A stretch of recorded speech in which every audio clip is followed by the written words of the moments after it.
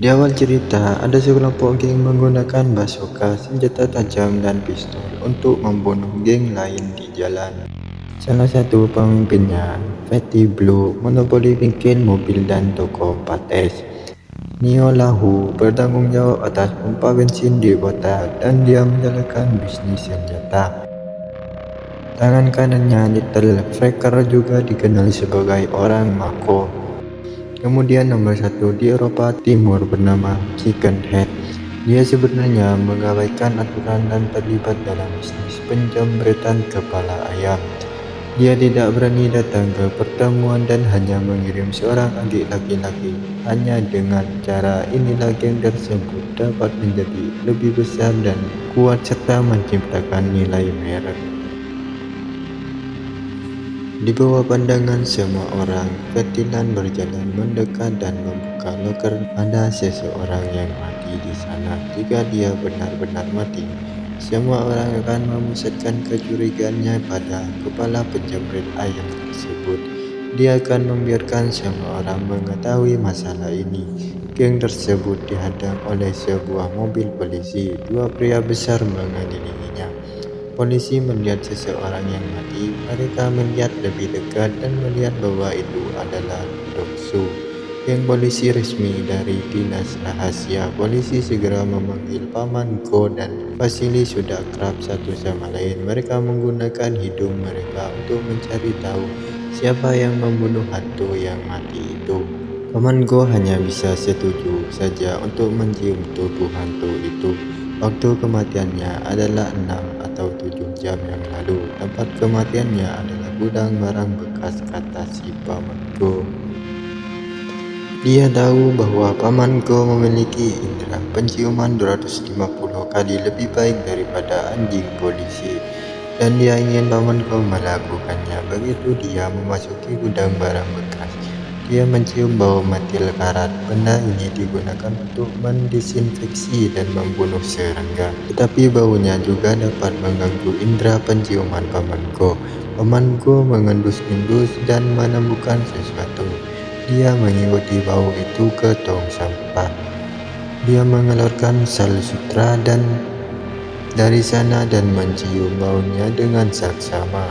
Molekul-molekul itu segera membentuk sebuah gambar. Sal sutra ini adalah senjata pembunuh yang mencekik hantu yang sudah mati. Gudang ini juga merupakan tempat kejadian perkara pertama. Paman Go merasa bahwa bau ini tidak asing, tetapi karena gangguan dari bau metil, dia tidak yakin. Dia mencicipinya dengan seksama lagi dan sebuah gambar muncul di benaknya. Ini adalah bau semacam obat yang disuntikan dan obat ini disuntikan ke perut manusia. Paman Go segera sampai pada kesimpulan bahwa ini semua adalah guci. Vasily memasukkan sel sutra ke dalam tas aslinya. Kemudian Paman Go mengikuti Vasily berjalan maju. Vasily memeriksa tempat kejadian perkara di otaknya dengan IQ 190. Tampaknya perkelahian lain terjadi di sini. Paman Go berjalan ke tumpukan sampah lainnya. Dia melepas pakaian yang menutupinya dan tangan abu-abu dan tak berdarah terjatuh dan dua orang meninggal di awal. Dari sidik jari, Paman Go menemukan identitas almarhum kedua. Dia adalah pengawal hantu yang sudah mati.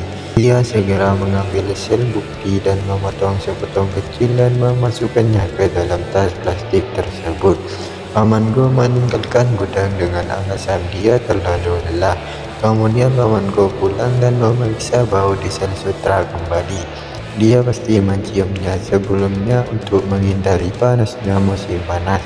Tapi Paman Go tidak dalam kondisi baik dan tidak dapat mengingatnya sama sekali. Adegan dialihkan, ada sekitar 2 orang keluar dari kantor dan dia langsung ditembak oleh geng lainnya. Kepala ayam menjadi saringan. Itu telan tragis. Kedua pembunuh itu mengosongkan laras senjatanya dan berjalan pergi. Tak disangka di dalam mobil ada pengemudi mengambil kesempatan untuk keluar dan langsung menembak ke arah mereka. Lalu ada seorang pasien di PT lain adalah mantan istri pamanku. Namun saat bertemu, udara dipenuhi bau asap kecemburuan. Namun di permukaan mereka harus menunjukkan rasa hormat dan penghargaan satu sama lain. Kenyataannya terungkap, pamanku memiliki hantu di hatinya dan tidak berani menjemput pacarnya di depan mantan istrinya. Keduanya saling memandang dan matanya menunjukkan niat ingin membunuh yang kuat. Lalu adegan dialihkan. Pamanku pergi ke lokasi baku tembak tanpa sepengetahuannya. Yang mengejutkan adalah kepala jambret ayam yang paling banyak dipukul masih hidup. Dia dipukuli lebih dari 800 kali dan tidak mati, dan beruang yang lewat di jalan memasuki sistem pernapasannya. Bau itu benar-benar membunuhnya. Dia tidak bisa membedakan bau begitu banyak. Pamanku sedang dalam suasana hati yang sangat buruk selama 2 hari terakhir. Dia berteriak pada kerumunan dan dihancurkan oleh 2 orang di lokasi kejadian.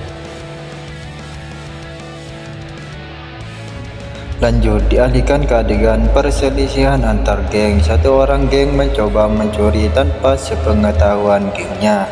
Semua urusan merusak persatuan dan stabilitas geng. Diakuinya anak buahnya akhir-akhir ini menghilang. Berhentilah, perlu kamu ketahui bahwa jika sebuah geng ingin berkembang, hal terpenting di dunia adalah bersatu dan menjadi kaya bersama. Ada seorang di bangsal saat larut malam. Jikento berbaring dengan keras, kepala di ranjang rumah sakit. Tiba-tiba bayangan hitam datang ke tempat tidurnya dan mencabut tabung oksigen. Dia akhirnya mati, lalu pamanku langsung pergi mencium mayat tersebut. Berbagai bau sisa hanyalah logistik operasional dasar. Lanjut ke adegan seseorang setelah selesai bermain liar dan bersiap untuk bubar. Big Steel Cannon yang hendak masuk ke dalam mobil teringat sesuatu dan kembali tak perlu dikatakan lagi. Mobilnya meledak dengan suara gemuruh. Itu pasti dilakukan oleh Fetilen. Lalu keduanya tidak sabar segera melancarkan balas dendam.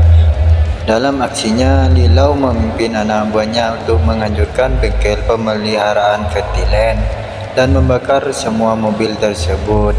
Mengetahui hal itu, Fetilen dengan cepat melancarkan serangan balik. Anak buahnya langsung menuju ke pompa bensin. Lilau dan mengeluarkan bazooka dan menembak bom tersebut. Bahkan jika dia ingin menghentikan perang, tidak ada yang bisa dilakukan untuk memotongnya seperti daun bawang. Adegan dialihkan pada saat pamanku itu belajar di rumah sepanjang malam dan akhirnya teringat mengapa bau si pembunuh tidak asing lagi. Ini terkait dengan pengalamannya sebelumnya. Dia segera menuju ke kantor untuk mencari temannya si polisi tersebut. Pamanku seolah menjadi anjing polisi dan mengatakan bahwa perang geng harus dihentikan demi stabilitas dan persatuan sosial. Satu-satunya cara untuk menghentikannya adalah dengan menemukan pelaku sebenarnya. Pamanku juga ingin membantu, tapi dia takut akan pembalasan dari pelaku sebenarnya. Polisi dia bersumpah akan melindungi keselamatan pribadi pamanku. Pamanku hanya setuju untuk menciumnya keesokan harinya dan kemudian pamanku memberitahunya tentang hal itu. Suhu sudah turun, aku siap. Pertama, biarkan pamanku memakai pelacak penyedap plastik sehingga detektor logam tidak dapat mendeteksinya. Setelah dia melewati pemeriksaan keamanan, pamanku berjalan ke dalam gudang. Tetapi sebelum dia dapat menyalakan pencari lokasi, dia dipukuli hingga pingsan dengan tongkat dan diseret ke dalam seperti anjing mati. Kemudian pamanku diseret ke gudang yang telah lama tidak ditempati, tetapi polisi belum menyadarinya. Polisi akhirnya merasa ada yang tidak beres dan segera masuk untuk menyelamatkan pamanku. Polisi SWAT bergegas masuk sambil terengah-engah, pergi dan hancurkan Fetilen di dalam. Polisi tidak tahu kemana Paman Go diangkut. Adegan berpindah ke sebuah bangunan yang ditinggalkan. Para pemimpin geng berkumpul dan menemukan pembunuhnya. Tujuan si pembunuh adalah membunuh mereka satu persatu dan kemudian mengambil alih bisnis tersebut dan mendistribusikannya kepada kroni-kroninya. Bisnis Gui dan Jito telah jatuh ke tangannya. Ini adalah bukti sempurna. Saat dia mengatakan itu, adik laki-lakinya melepas tudung kepalanya. Pembunuhnya ternyata adalah ayah Kiwi. Ayah Kiwi itu tidak bisa berkata-kata. Kemudian beberapa menit, seorang adik laki-laki itu menyeret tudung manusia seperti anjing. Begitu dia melepasnya, itu adalah Paman Go. Keduanya saling memandang dan sedikit bingung. Liu Tiger merobek pakaian Paman Go dan serangga itu menempel di rompi wall. Instalasi ini terlalu biasa saja. Ayah Kiwi bahkan lebih tidak bisa berkata-kata. Para pemimpin di situ mengadakan pemungutan suara yang terbuka dan transparan dan akhirnya dengan suara bulat menyetujui eksekusi ayah Kiwi. Kemudian dia berkata, ada seorang pria dengan lelucon di sampingnya yang tidak dapat berbicara. Setidaknya biarkan dia mengucapkan beberapa patah kata. Kemudian ayah Kiwi mengatakan bahwa dia tahu pembunuh sebenarnya. Kemudian geng tersebut melepas hidungnya. Lalu Paman Go mengendus seseorang. Dia berjalan ke depan dan mengetahui pembunuh sebenarnya adalah Paman Anjing.